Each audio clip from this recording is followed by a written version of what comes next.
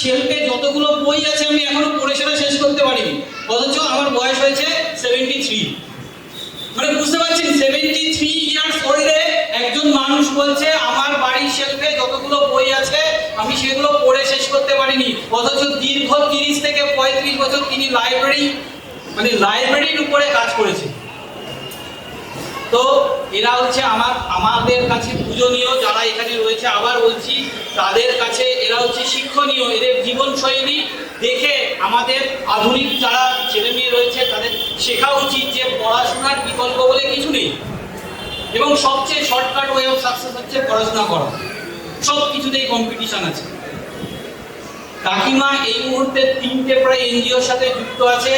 Personally আমি গোবরডাঙ্গায় একটি এনজিওতে গেছিলাম, তার তিনি আমাকে বলেছিলেন, আমি গিয়েছিলাম, আমি দেখে এসেছি। ফার্স্ট জেনারেশন লার্নার্স যারা আছে তাদেরকে নিয়ে উনি কাজ করছেন। আমি কাকিমাকে ডেকে নিচ্ছি, মন্দার রায়ের মা, আমার মায়ের কথায় মন্দারের মা শ্রীমতী স্বপ্না রায়।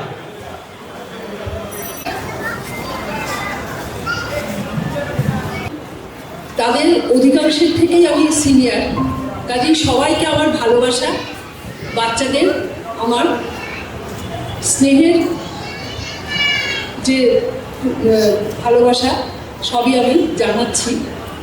আর আমার অসত্য গলায় আমি একটা গান গাইবার চেষ্টা করছি। হে খাজে গান গাইতে আসা আমার হয়, সে গান গাওয়া আজ সুসাধা আমার কেবল গাইতে যা।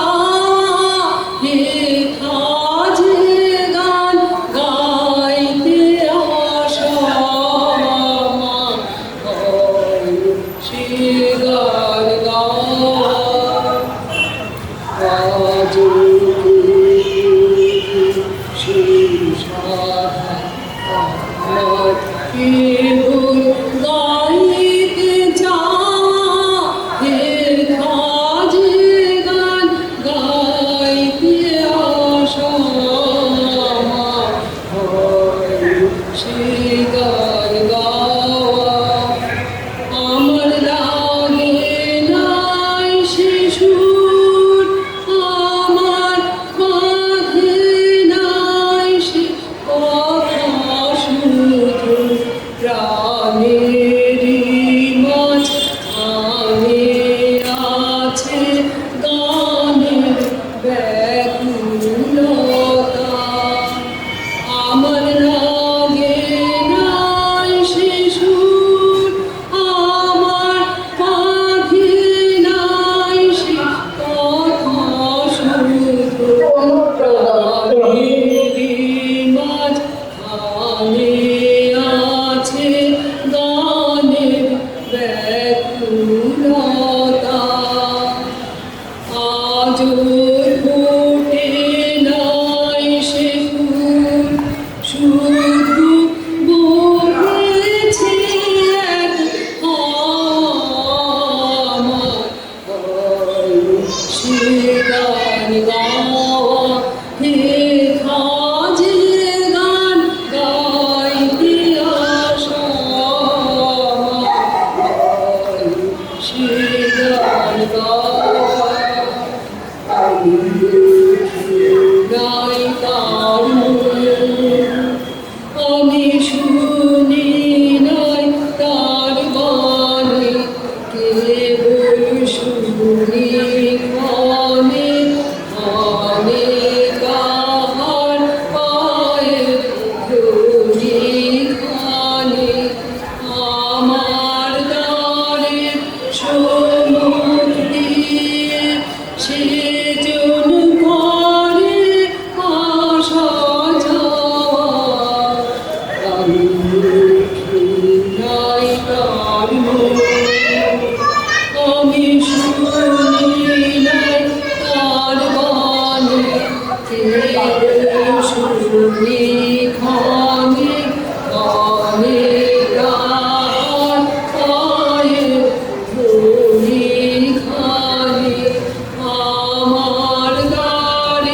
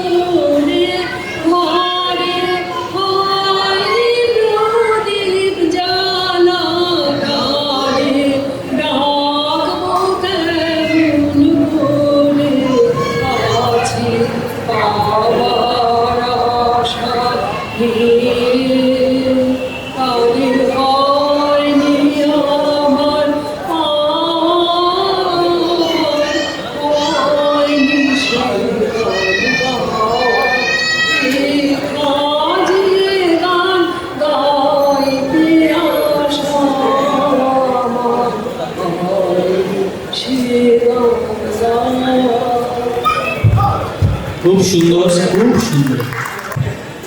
আমার আর কিছু বলার নেই, আমি একদমই ভালো বক্তা না, কাজে আমি বলার থেকে কাজ করতে বেশি ভালোবাসি। আমার সবচেয়ে আদরের হচ্ছে আমার এখানকার যে ছোট ছোট্ট বাচ্চারা আছে তারা আমার ভীষণ আদরের, এবং আমি বাচ্চাদের নিয়ে কাজ করতে খুব ভালোবাসি। আর এখানে পিয়ালি যে আছে, পিয়ালি আমার খুবই স্নেহের পাখি, পিয়ালিকে আমি খুবই ভালোবাসি। এবং পিয়ালি যে জীবন সংগ্রাম করে তার সংসার চালাচ্ছে, এটা আমার ভীষণ ভালো লাগে। তাই এরা দুজনেই আমার অত্যন্ত প্রিয় এবং স্নেহভাজন।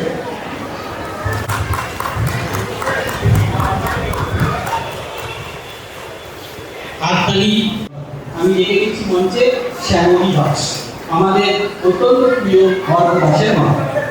সবাইকে অনেক অনেক ভালোবাসা, আর বন্ধুদের জন্য আবার দেখা, এই দেখা ফিরে ফিরে আসুন।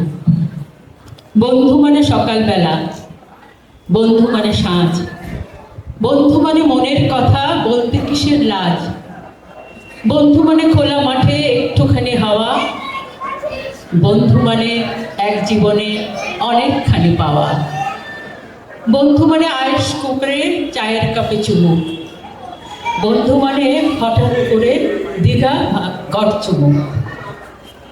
ফুল পাখি গাছের পাতা সব হারিয়ে যায়, বন্ধু তুই যেমন আছিস ঠিক তেমনই থাক। তোমরা বন্ধুরা এরকম থাকো, এই আবার দেখা ফিরে ফিরে আসুক, আমরাও সবার সঙ্গে দেখা করতে পারি এই অনুষ্ঠানে এসে, খুব ভালো লাগছে। তোমাদের জন্য অপরাণ শুভকামনা, ভালোবাসা, শুভেচ্ছা। এখানে আমার ছোট ছোট নাতি নাতনিরা আছে। আম্মা বলেন পড়ে শোনা, আব্বা বলেন মন দে, পাঠে আমার মন বসে না কাঁঠাল চাপার গন্ধে। আমার কেবল ইচ্ছে জাগে নদীর কাছে থাকতে, বকুল ডালে লুকিয়ে থেকে পাখির মতো ডাকতে। সবাই যখন ঘুমিয়ে পড়ে কর্ণফুলের কুলটায়, দুধ ভরা ওই চাঁদের বাটি ফেরেশতারা উল্টায়। আমি তখন ভাবতে থাকি কেমন করে উঠব, কেমন করে শহর ছেড়ে গায়ের পথে ঘুরব। সবাই যখন শিখছে পড়া মানুষ হওয়ার জন্য, আমি না হয় পাখি হব, পাখির মতো বন্য। ছোটদের মনে কত রকম ইচ্ছে জাগে। শেষ করবো একটা কবিতা দিয়ে। এই বাংলা ভাষা যায় যায় অবস্থা। সন্দীপ যেদিন প্রথম এই অনুষ্ঠানটার কথা বললো সেদিন ছিল 21শে ফেব্রুয়ারি। মাতৃভাষার জন্যে ওই একটা দিনকেই ভালোবাসবো তা তো নয়। মাতৃভূমি, মাতৃভাষার জন্য আমাদের ভালোবাসা বছরের প্রতিটা দিন থাকুক। আমার বয়স তখন কতই বা 4 কিংবা 5, অথচ আমার স্মৃতিকে আজও অন্ধকার করে দেয় সেই সময়ের এক রাশ কালো ধোঁয়া। কুণ্ডলি পাকিয়ে যে ধোঁয়া আকাশে মিলিয়ে যাচ্ছিল। আমাদের বাড়ির শেষ প্রান্তে বুড়ো বটগাছটার নিচে দাঁড়িয়ে সবাই ভিড় করে সেই ধোঁয়া দেখছিল। আমিও মায়ের কোলে চড়ে সেই ধোঁয়া দেখছিলাম। হঠাৎ আতঙ্কে সবাই রাইট লাগছে বলে ছোটাছুটি করছিল। এবং তার কদিন পরে সদ্য বিবাহিত দাদা বৌদির সঙ্গে আমাকে পাঠিয়ে দেওয়া হয়েছিল কলকাতায়। আমি ছেড়ে এসেছিলাম আমার মাকে, আমার বাবাকে, ছেড়ে এসেছিলাম আমাদের সেই বুড়ো বট গাছ, টিনের চালাওয়ালা গোবর লেপা বেড়ার ঘর, বাড়ির পিছনের পুকুর, পুকুর পাড়ের নোনা গাছ, আর আমার প্রিয় কাজলা দিদিকে। ছেড়ে এসেছিলাম আমার মাতৃভূমিকে, আমার জন্মভূমিকে। আজ আমার চোখে সব কিছু ঝাপসা। সেই বট গাছ, কাজলা দিদি, সব সব। আর সেদিনের পর থেকে একটা দিনের জন্যও আমি ফিরে যেতে পারিনি সেখানে, একবারের জন্যেও না। চাঁদপুর থেকে স্টিমারে করে গোয়ালন্দ, গোয়ালন্দ থেকে ট্রেন, দর্শনে আমাদের বাক্স প্যাটরা সব ওলট পালট। এবং অবশেষে এক সন্ধ্যাবেলায় শিয়ালদা স্টেশন, তারপর ঘোড়ার গাড়ি চেপে প্রেমচাঁদ পড়ার স্ট্রিট, প্রেমচাঁদ বড়াল স্ট্রিটের 3.5 হাত চওড়া এক অন্ধ গলি। সেই অন্ধ গলির শেষ প্রান্তে 11 B নম্বর বাড়িতে একটি ঘর। সেই ঘরে দাদা বৌদির সঙ্গে খাঁচায় বন্দি আমি, যার মুখের কথায় তখনও নোয়াখাইলা ভাষার টান, যাকে দেখলে প্রাইমারি স্কুলের ছেলেরা কানের উপর উপুড় হয়ে পড়ে চিৎকার করে বলতে থাকতো, বাঙালো রস খাইলো, ভাড় ভাঙিলো, পয়সা দিল না। সেই আমি চারিদিকের ওই টিটকিরির ভয়ে নিজের বাঙালপনাকে প্রাণ করে গোপন করার চেষ্টা করতে করতে যখন লুকিয়ে রাখছি, ঠিক সেই সময় আমার জন্মভূমি থেকে বাবার একখানা চিঠি এসেছিল। সেই চিঠি নিয়ে সবাই জোরে জোরে আলোচনা করছিল। আমি শুনেছিলাম ঢাকায় গুলি চলেছে। গুলি বহু বছর বাদে জেনেছিলাম সেই গুলি চলেছিল তাদের উপর যারা ওপার বাংলায় আমাদের বাংলা ভাষার মর্যাদা রক্ষা করতে লড়াই শুরু করেছিল। তারা নাকি তাদের জামার বোতাম খুলে দিয়ে চিৎকার করে গাইছিল, ওরা আমার মুখের কথা কাইরা নিতে যায়, ওরা কথায় কথায় শিকল পরায় আমার হাতে পায়, ওরা আমার মুখ। আর সেই মুখের কথার গৌরব রক্ষা করতে তারা তাদের প্রাণকে পুষ্পাঞ্জলি অর্পণ করেছিল। আর এবার বাংলায় আমি তখন রণব ভাই এগিয়ে চলেছে আমার বাঙালপনাকে ছেড়ে ফেলে। ইংলিশ মিডিয়াম স্কুল থেকে একটার পর একটা ক্লাস লোককে আমি রণব পায়ে এগিয়ে চলেছি। ইংরেজিতে কথা বলায়, চাল চলনে, আদব কায়দায় আমি তখন সবাইকে মুগ্ধ করতে পারি। রাম ব্যানার্জি লেনের বাড়ি ছেড়ে আমরা উঠে এসেছি কলকাতার এক অভিজাত পাড়ায়। এখন আর কেউ আমাকে বাঙাল বলতে সাহস পায় না, বরং একটু সমীহ করেই চলে। আমার দাদা, আমার বৌদি আমাকে নিয়ে গর্ব করে। আমরা আমাদের ভূতপূর্ব বাঙাল জীবনকে রীতিমতো ঘৃণা করতে শিখে গেছি। আমি এখন এক নামী সাহেবী কোম্পানির অফিসার, যে কোম্পানির অভিভাবক এক বহুজাতিক সংস্থা। আর সেই কোম্পানির স্বার্থেই আমি এখন দেশে বিদেশে ঘুরে বেড়াই। অধিকতর বিদেশি কমিশন, অধিকতর বিদেশি পরামর্শ, চুক্তি ইত্যাদির জন্যেই আমার আজ এই উন্নতি, আমার কাজ। আমার ছেলেমেয়েরা আমাকে ড্যাডি বলে ডাকে, মাকে বলে মাম্মি। আমার মতো তারাও এখন শুদ্ধ করে বাংলায় কথা বলতে পারে না, শুদ্ধ করে লিখতে পারে না বাংলা ভাষায় কয়েকটি লাইন। আমার মতো তাদের কাছেও বাংলা এখন বিদেশি ভাষা। সেবার লন্ডনে এক জাপানি শিল্পপতিকে বিদেশের মাটিতে দাঁড়িয়ে তার মাতৃভাষাতে যখন অনর্গল কথা বলতে শুনেছিলাম, তখন আমার বুকের ভিতর কেমন একটা কষ্ট হচ্ছিল। ইংরেজিতে কথা বলতে না পারার জন্য ওই মানুষটার মধ্যে কোনো লজ্জা দেখিনি, বরং মাতৃভাষায় কথা বলতে পারার অহমিকায় তাকে আরো উজ্জ্বল হয়ে উঠতে দেখেছিলাম। আর সেই অভিজ্ঞতার যন্ত্রণা আমার বুকের মধ্যে একটা কান্না হয়ে গুমড়ে গুমড়ে উঠছিল। আমার মনে হচ্ছিল আমার কোনো মাতৃভাষা নেই, আমার কোনো মাতৃভূমি নেই, আমি যেন শিকড়বিহীন এক চির বিদেশি।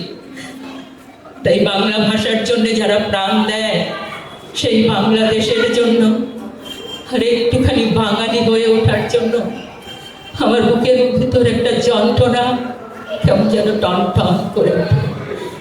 আমার বুকের ভিতর একটা যন্ত্রণা টন টন করে ওঠে। অসাধারণ, অসাধারণ।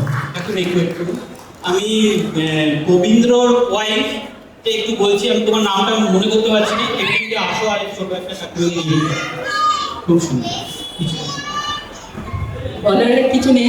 আমি চাইবো যে এই নবীন প্রজন্ম যারা আছে তাদেরকে এই বাংলা ভাষা শেখার দায়িত্বটা কিন্তু তোমাদের উপরেই রইল। অন্য সব ভাষা তো শিখবেই, কিন্তু তার বাইরে আমাদের মাতৃভাষা সেটা যেন আমরা ভালো করে শিখে। আসলে দেশের বাইরেও তো অনেকে আছে, তাদের কাছেও আমার এই মেসেজটা পৌঁছে দেয়। সবাই খুব ভালো থাকো, আবার দেখা হবে। উপহার দিচ্ছে কাকিমাকে শ্যামলী দাস। প্রীতমা ভট্টাচার্য, সৃজিতা ভট্টাচার্য। হাততালি। দুটো মেয়ে, ঠিক আছে।